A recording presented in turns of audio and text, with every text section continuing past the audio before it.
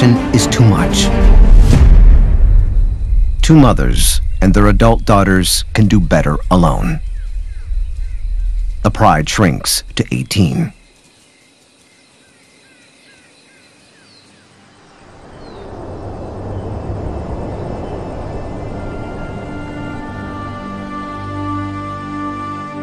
Lion prides of 30 or even 40 members aren't freak occurrences of nature. But they do require a unique set of circumstances. A core group of breeding females and continuous access to food and water. In the Kruger National Park, the 15,000-hectare Singida concession is the perfect home for the megapride. Here, they control a diverse area of prime real estate. Scrub, grassland, and rocky outcrops right next to the Wanetsi River.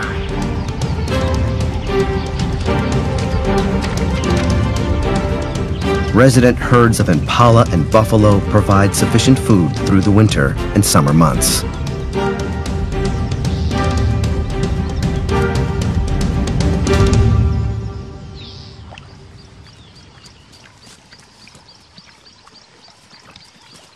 Today, the pride must get used to fewer members.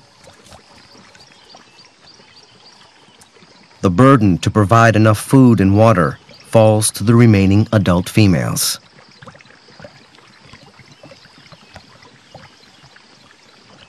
Providing water for their sons is easy, just a daily trip to the river with the family. But dusk means it's time for dinner, and with their numbers reduced, that might prove difficult.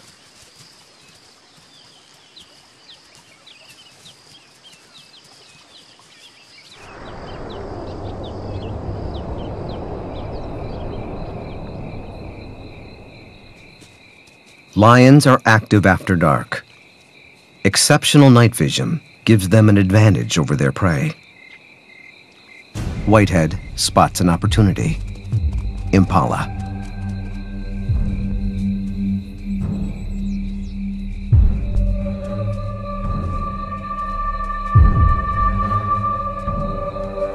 She's joined by her sisters, Duclaw and Tawny. Usually, the three sisters work together as chasers and drive prey toward a second group of lionesses who act as catchers. But tonight, it's a depleted team. No pride mates wait in ambush. They will have to chase and catch their own prey. Over long distances, impalas run faster than lions, so the sisters must get as close as possible before they charge. Duclaw waits for her chance. But she's spotted. Tawny does even better.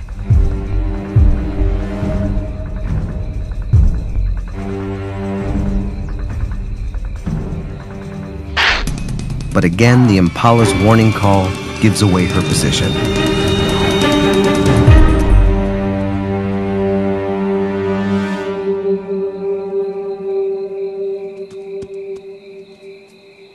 With the impala herd spooked, Whitehead and her sisters abandon the hunt.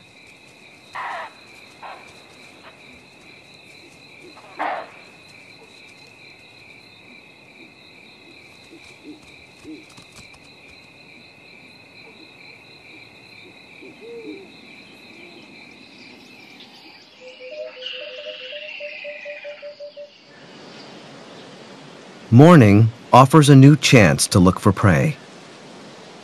This rocky outcrop provides the females with a panoramic view of the grasslands below.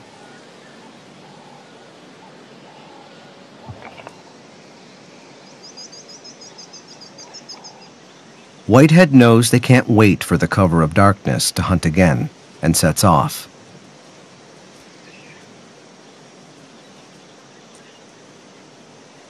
Duclaw heads out with her. And today, TB Lioness completes the hunting trio.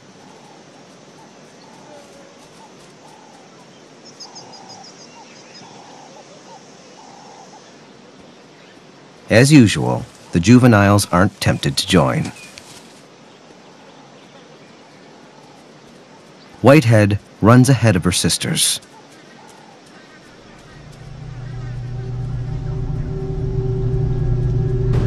She wants to get in front of the zebra and position herself as the catcher.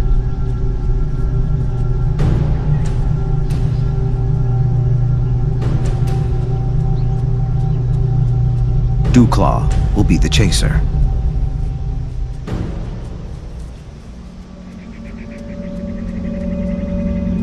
Tired after the long walk, sickly TB switches to a spectator.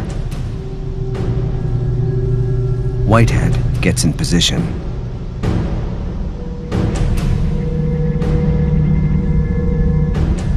Lions aren't able to chase prey very long. Their stocky bodies are designed for the sprint and pounce of the ambush attack. Dewclaw must make sure the zebra doesn't detect her.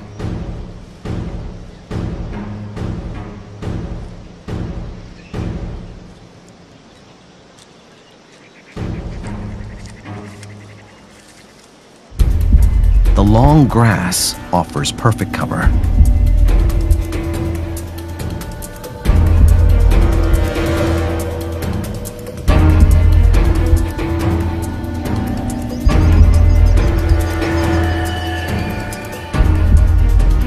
The trap is set.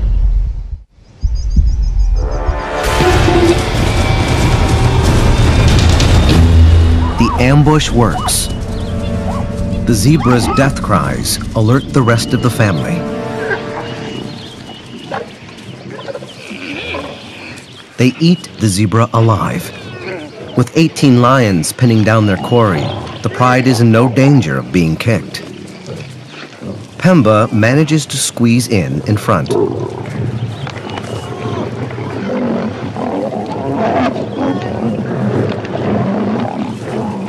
But there isn't space for them all. The only option is double-decker feeding.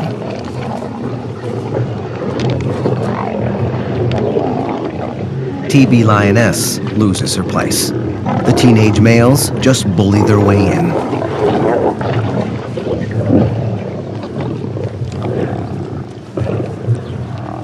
Jostling for position, many faces are slashed.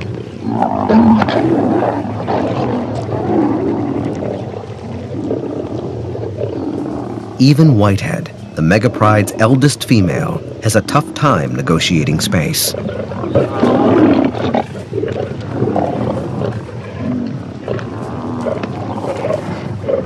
When they split the carcass open, the adolescents fight for the softer internal organs.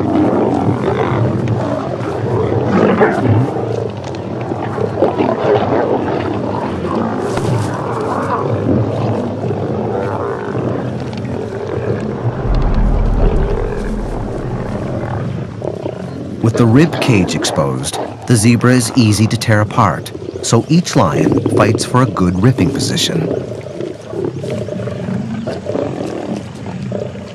Enjoying a joint alone is the ultimate prize.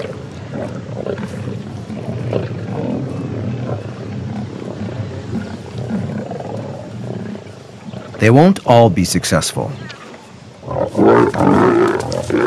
but nothing goes to waste. They consume muscle, bone, and skin.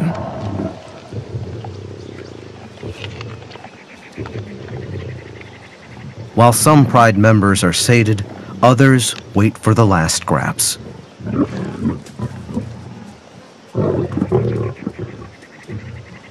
This 250-kilogram zebra won't fill them all. On an empty stomach, the lionesses and juveniles can each gorge 25 kilograms of meat.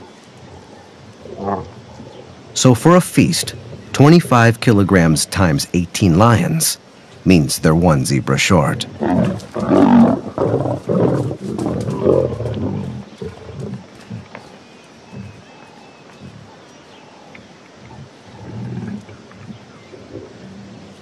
Whitehead and the rest of the females must work harder to feed their family.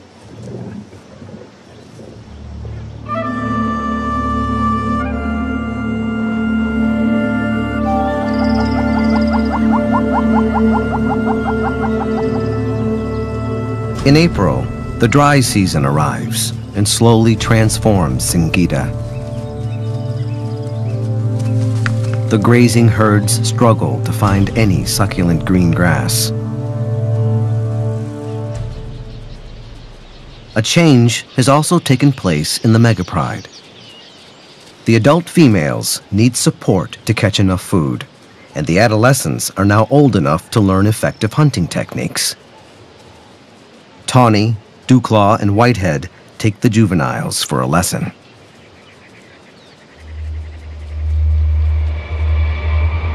The novices take their cue from Whitehead. Some animals are better left alone.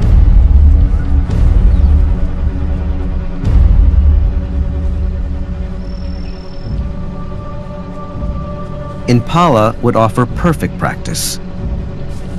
But this herd's seen the youngsters, robbing the lions of the element of surprise. Tawny has her sights set on something larger. A giraffe would make a fine meal.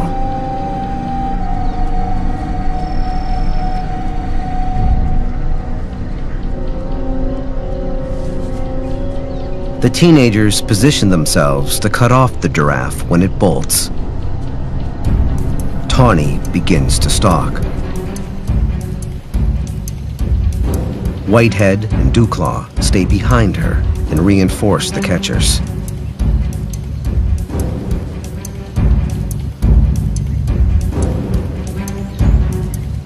Tawny must get the giraffe to change direction for the ambush to work. Wary of the lioness, the giraffe obliges.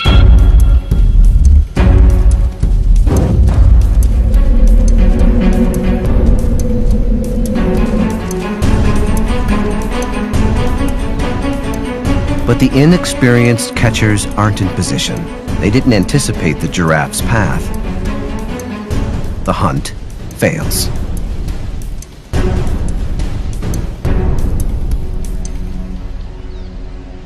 The pride is not working as a cohesive unit.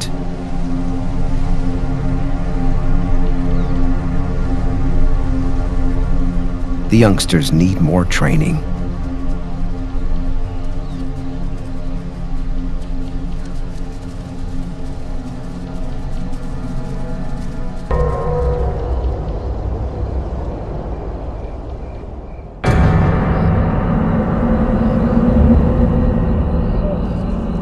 That night, the megapride returns unsuccessful and hungry.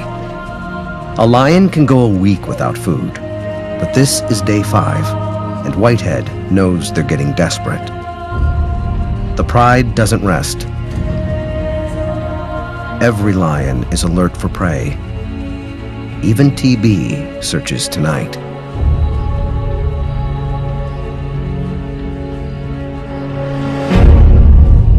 Suddenly, an opportunity.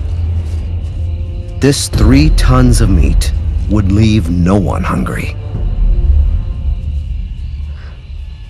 Whitehead investigates the potential meal with one of the young males. If they're to bring down a hippo, they'll need the entire megapride. It's a dangerous undertaking. A hippopotamus can pierce straight through a lion. In a clash between size and numbers, both predator and prey consider their options.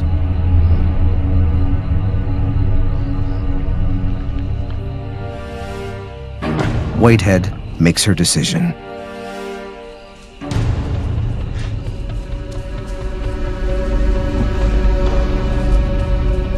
The hippo tries to flee, but Whitehead has the support of the pride.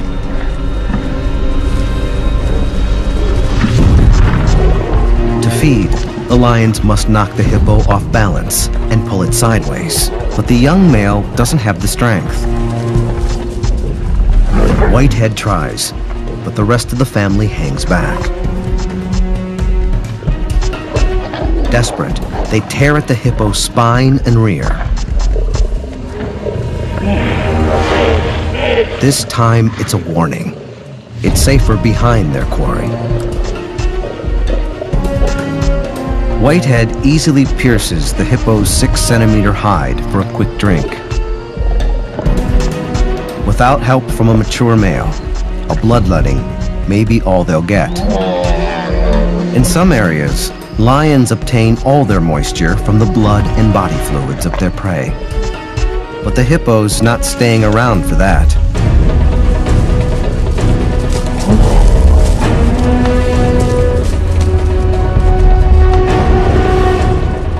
TB grabs her turn, but the rest of the pride is unwilling to keep up the attack.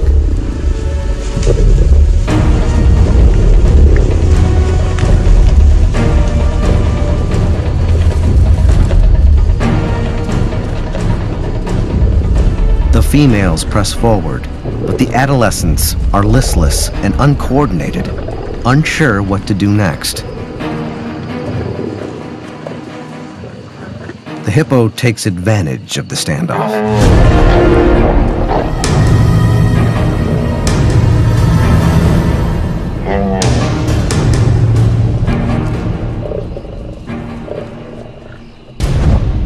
Duclaw didn't see it coming.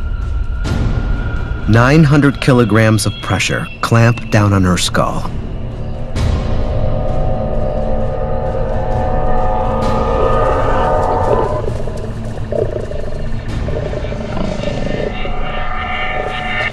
With the pride still distracted from the vicious attack, the hippo flees.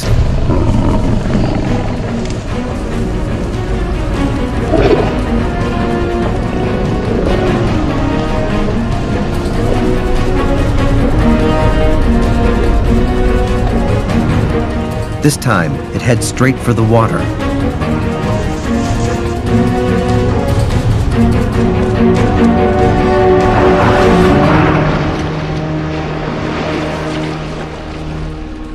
It's a disaster. The pride will go hungry again. They haven't learned to work together as a single unit. And now Whitehead's lost a valuable hunter.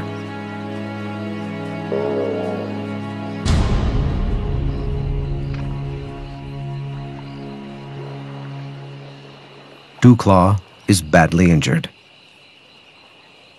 It's doubtful she'll make it through the night.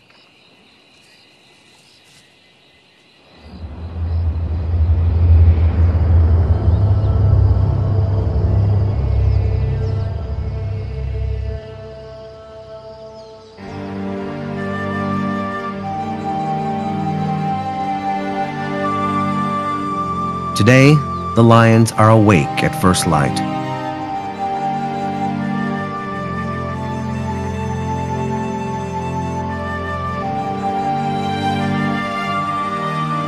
A young male tries to offer Duclaw support, but even a lick is too painful.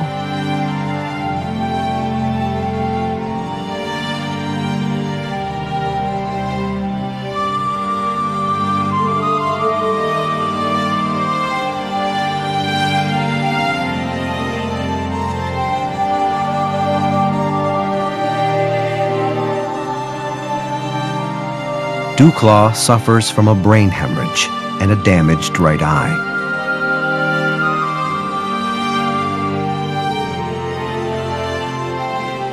But she also has a puncture wound under her neck where the hippo's incisor pierced straight through into her mouth.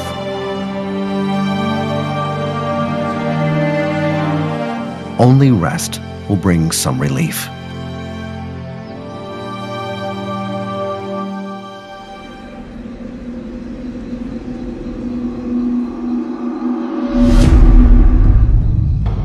That evening, the pride continues to hold vigil.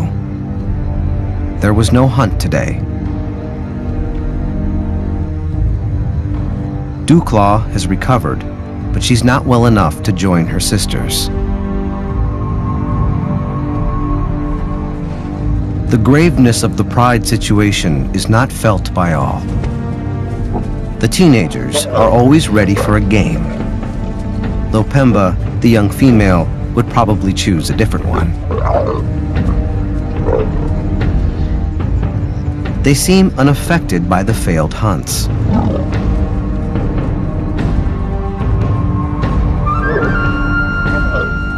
When one brother pulls a mature female into their fun, it awakens a new interest.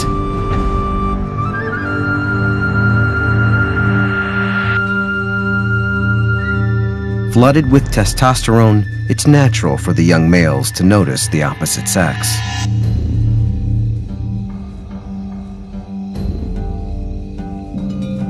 To read the female's scent, the young male curls his lips back into what's known as the flamen grimace. This draws the smell over a specialized organ in the roof of his mouth, where he's able to detect her receptiveness. Instinct takes over.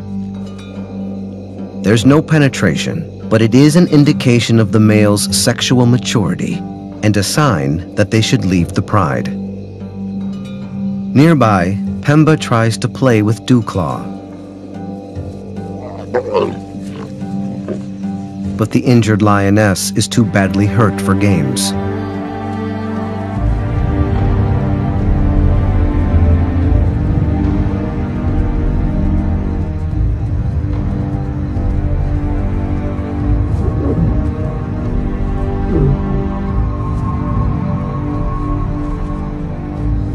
She distances herself from the pride.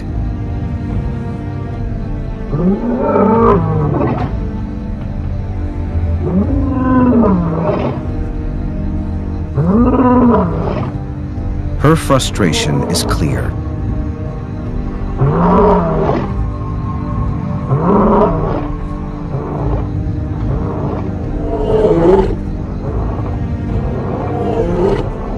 But she isn't alone.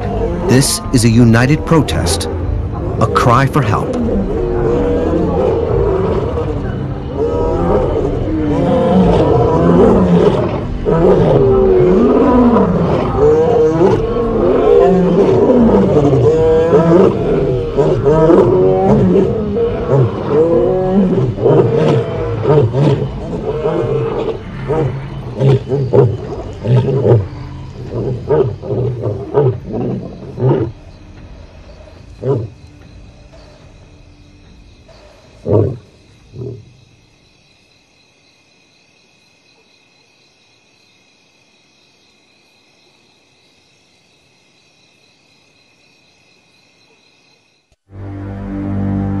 In Africa's Kruger National Park, a megapride of lions is at breaking point. The lionesses can't provide enough food, so every meal is a battleground.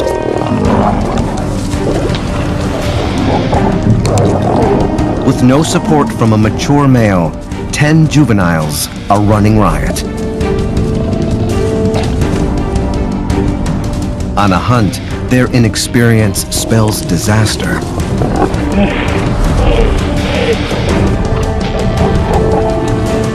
For balance to be restored, lessons must be learned in the Lion Army.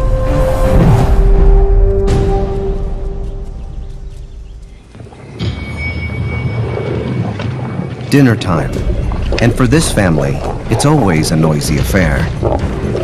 26 heads don't fit comfortably around a carcass, so it's a struggle for space. This is Whitehead. It's her kill. She's the oldest female in the pride and takes the lead on most hunts. Her lighter coloring distinguishes her from the rest of the females. Whitehead is one of 16 lionesses, all related sisters, mothers, and daughters.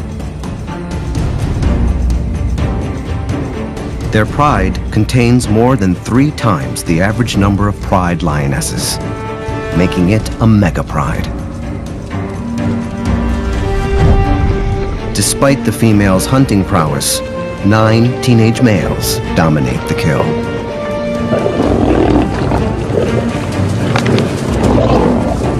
All between 2 and 3 years old, these adolescents display the scruffy beginnings of a mane. They're bigger and stronger than the females, and easily push their mothers and aunts out of the way.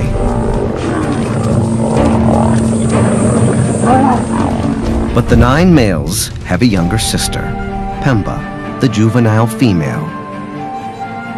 With 9 unruly bullies for brothers, she has a tough time getting enough to eat. A clash over food ends in a pride split-off. The adolescent male's aggression is too much. 2 mothers and their adult daughters can do better alone. The pride shrinks to 18.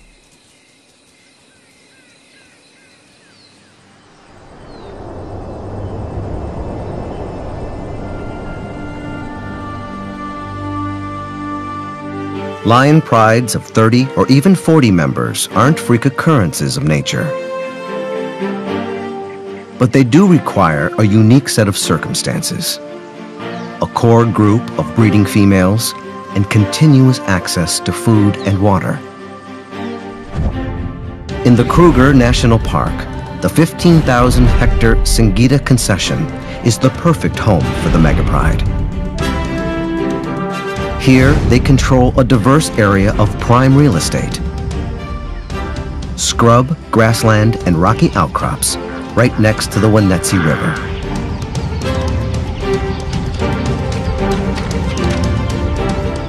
Resident herds of impala and buffalo provide sufficient food through the winter and summer months.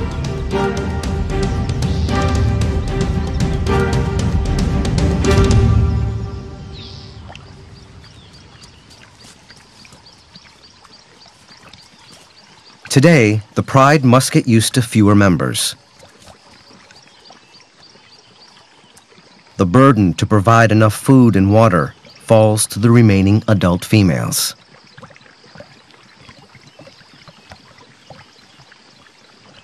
Providing water for their sons is easy, just a daily trip to the river with the family.